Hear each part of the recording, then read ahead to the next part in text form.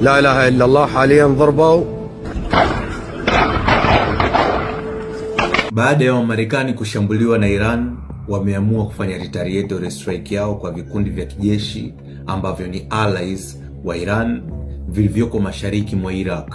Marekani na Saudi Arabia kwa pamoja wamefanya hili shambulio wakitarget logistic military centers pamoja na weapon facilities, mahali wanahifadhi silaha pamoja na checkpoints zinazotumika kusambazia silaha. Milipuko imeonekana, ni kweli Iraq wameshambuliwa na watu 8 wamepoteza maisha na wengine wengi kujeruhiwa kwenye hili shambulio la leo. Je, waliopoteza maisha ni wanajeshi au ni raia wa kawaida? Haijajulikana. Serikali ya Marekani inawalaumu Iran kwenye hili, wakisema wao ndio wanaowapa hawa silaha za kuweza kuwashambulia wa Marekani. Kama huo ndio mfumo mpya wa Iran wa kuhakikisha Middle East haipoi, basi ni strategy nzuri sana. Ukianza vita na Marekani, usimpe pumzi, msukume kwenye kona mpaka float.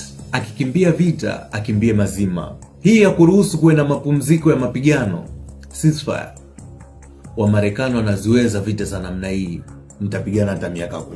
Wapelekeni vita ya moja kwa moja. Wa Marekani vita ya moja kwa moja haiwezi. Wapelekeni moto, haina kupoa. Follow hii page kama bado hujafollow. Nikipata taarifa za zaidi nitarudi tena. Naitwa Dallas, wengine wananiita Captain Dupa. It is what it is.